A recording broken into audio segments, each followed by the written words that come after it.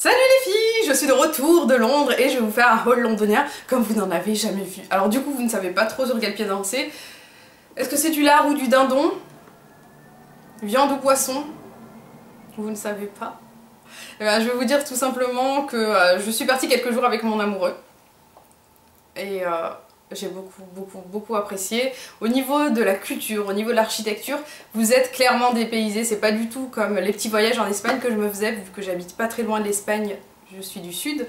Et du coup, il y avait ce plaisir de découvrir une autre culture historique, une autre culture architecturale, je ne sais pas comment vous dire, vraiment c'était quelque chose de particulier et de particulièrement beau, particulièrement plaisant. Tout ce style victorien qui ressort de tous les bâtiments, moi j'ai vraiment beaucoup aimé et surtout je me suis sentie clairement ailleurs et c'est ce que je recherchais. Alors je suis partie pour pas longtemps, vous avez été nombreuses à me demander quels ont été mes bons plans pour partir, où est-ce que j'ai prévu de dormir, etc. Je pense que je vais vous dire rapidement ce que j'ai fait. Je suis partie, donc comme je suis Montpellier-Rennes, l'endroit le plus proche qui aurait pu me permettre de faire de plus grosses économies, c'est Ryanair, donc c'est ma compagnie de vol, qui m'a fait arriver à à Londres, Stratford, mais non, à Luton, donc c'est l'aéroport de Luton, qui est clairement loin de Londres. Du coup j'ai commandé des billets par avance sur internet, sur EasyBus. Ça vous revient beaucoup moins cher que sur place bien entendu, donc faites vos réservations sur internet, préparez-vous bien à l'avance. Quand je dis bien à l'avance, moi je l'ai fait la veille, hein. Mais préparez-vous bien, de façon à ne pas avoir de grosses surprises une fois que vous arrivez. Petite chose aussi que j'aimerais vous dire, c'est que concernant l'hôtel, moi je suis allée sur le site Booking. Ma copine Mademoiselle Suze m'a conseillé d'aller sur Travelodge. Et je vous conseille aussi de regarder parce qu'apparemment c'est pas mal du tout. Mais lorsque je suis partie sur Booking, moi ce que j'ai bien aimé c'était les avis vraiment très détaillés, positifs et négatifs des gens qui sont allés dans ces hôtels. Et moi ce que je voulais c'était vraiment quelque chose à prix correct, mais avec une salle de bain à l'intérieur. Parce que pour les Anglais, une salle de bain à l'intérieur c'est considéré comme une suite. En France quand même c'est carrément normal d'avoir notre salle de bain. Je monte par là parce que là-bas c'est ma salle de bain. Et du coup, je dois avouer quand même qu'au niveau des hôtels, c'est pas forcément facile de trouver quelque chose de super clean, super conforme à nos attentes. C'est pas exactement ce qu'on voit aussi sur internet. Mais moi, l'hôtel où je suis allée, c'était le Bayswater Inn, à l'arrêt de métro Bayswater. Donc vraiment très bien situé. Quartier un petit peu bobo, donc du coup j'ai plutôt bien aimé. C'était pas le quartier le quartier trop populaire dans le sens banlieue, zone, etc. Ni le quartier trop richissime dans le sens où je suis vraiment pas dans mon univers. Et du coup, j'ai trouvé ça plutôt sympa. Oui. Seul petit bémol, je dirais quand même, c'est qu'il fallait râler pas mal de fois par rapport au chauffage qui est vraiment mis au compte-gouttes. Mais bon, en même temps, on n'a pas passé beaucoup de temps dans l'hôtel, on était toujours en vadrouille. Et moi, ce que je voulais, c'était aussi un hôtel qui est la salle de bain dans la chambre et le petit déjeuner compris, de façon à prendre le petit déjeuner, puis à partir de suite, évacuer à mes occupations toute la journée jusqu'au soir. Et encore, jusqu'à la nuit. Et pour le coup, j'ai été vraiment très contente. Donc si vous cherchez un bon hôtel, allez sur Booking, j'ai trouvé vraiment très sympa le site. Et je pense que vous n'aurez pas de difficultés majeures. J'aimerais aussi vous parler d'autre chose, tiens, tant que j'y suis, en plus j'ai mise de côté pour ne pas oublier. Si vous avez des déplacements à faire, et vous en aurez forcément, parce que pour faire plusieurs choses, on va dire, que ce soit tant les visites que les rues, que les shopping, oh on va faire des shopping, que pour shopper vous allez avoir besoin d'une Oyster Card. La carte huître qui va vous permettre en fait d'avoir des tarifs préférentiels sur le métro et les bus. En tout cas, c'est le meilleur bon plan que j'ai trouvé. Si vous en avez trouvé un autre, n'hésitez pas à le partager. Elle coûte quand même 5 pounds, elle est rechargeable. Vous pouvez l'acheter d'avance sur internet, mais il faut attendre de la recevoir. Et je trouve que c'est quand même plus facile de passer directement au guichet. Ça vous prend 5 minutes pour la faire. Et c'est 1000 fois mieux. Pas d'erreur. Et surtout, vous êtes sûr de l'avoir à temps. Parce que si vous attendez après votre facteur qui ne vient pas, ça peut être vraiment problématique. Donc vous la gardez quand vous repartez et vous la rechargez à chaque fois que vous revenez à Londres. Si vous voulez revenir à Londres. Voilà, là je pense que je vous ai parlé un petit peu des commodités.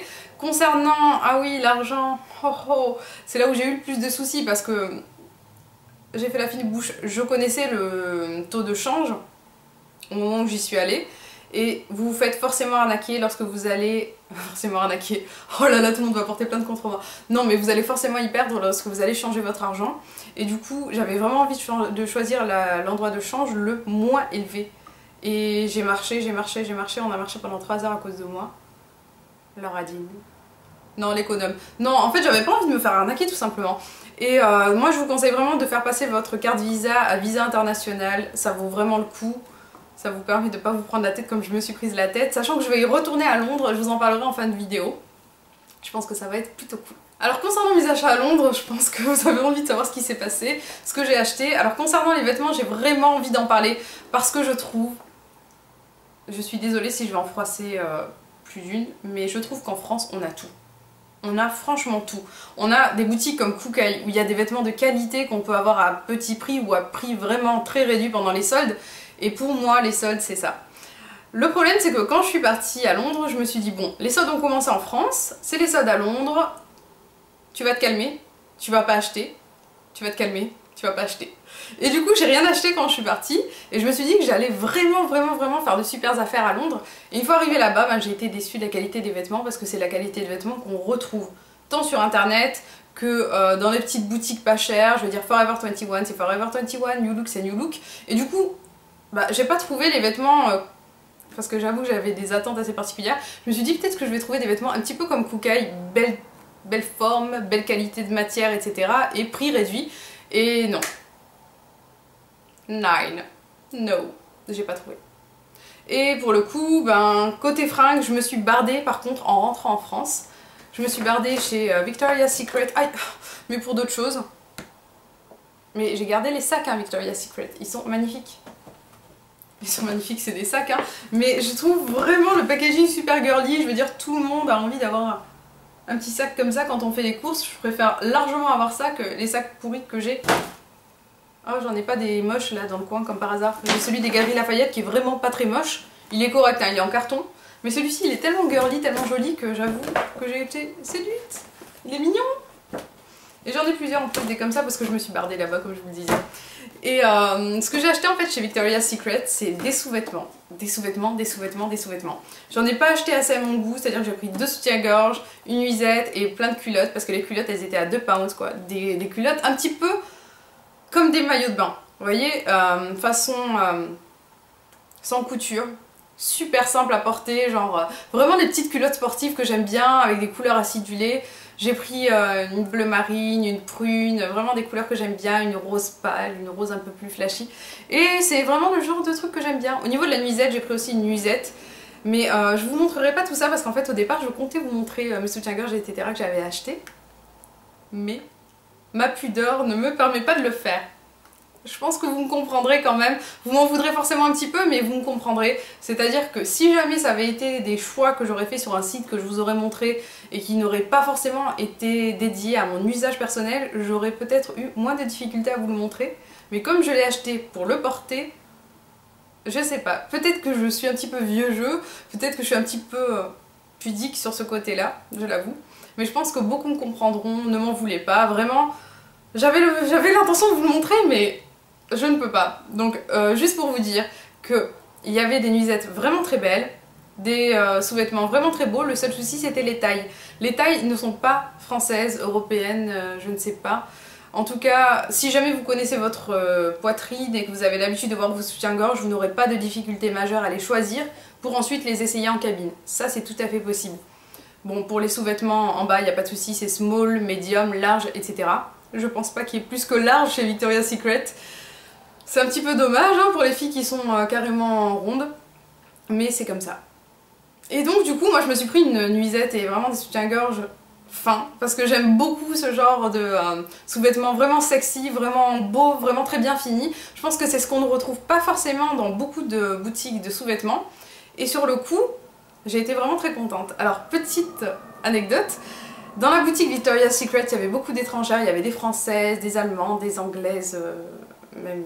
voilà, elles étaient dans leur pays quoi, mais tout ça pour vous dire que nous les françaises, nous étions toutes orientées vers le même genre de sous-vêtements, très bien finis, très sexy. On a pris je crois la même nuisette avec 2 autres françaises, c'était les 3 dernières, on s'est jeté dessus, on les a essayées, elles étaient magnifiques d'ailleurs, mais splendides, hein, c'est des œuvres d'art.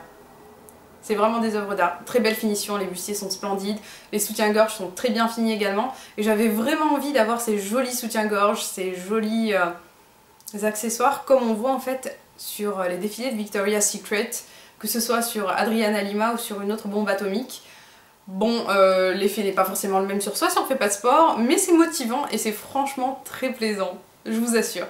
Et en fait, je les ai achetés parce qu'ils étaient à 75%. Et 75%, ça valait vraiment trop le coup. Concernant les soutiens-gorge, je les ai achetés par contre à 20 pounds au lieu de 40. Donc c'est pas du 75%. Mais j'avais vraiment envie de les avoir. Il y en avait d'autres à 10 pounds, mais ils étaient beaucoup moins bien finis en fait. Alors il y a vraiment de tout chez Victoria's Secret. Il y a du casual, il y a du très chic, du très sexy. Moi je me suis pris un petit short sinon pour traîner à la maison. Peut-être que je vous le montrerai si jamais je remets la main dessus. Parce que je l'avais hier soir et je le retrouve peut-être pas. Très simple à porter, hein. C'est pas du tout quelque chose de super sexy, super... Si quand même c'est un peu sexy, c'est en satin, c'est super beau. Mais les étrangères étaient vraiment axées sur le casual alors que nous les françaises on se jetait littéralement sur tout ce qui était fin. Donc je trouvais que c'était assez drôle aussi de voir les réactions de chacune selon leurs origines, etc. Puisque nous en France c'est vrai qu'on aime bien ce qui est très chic, très féminin et en même temps... Quand on va acheter des sous-vêtements chez Victoria's Secret, autant mettre le paquet et sortir le grand jeu en achetant des choses qui ne se retrouveront pas dans d'autres magasins à mon avis.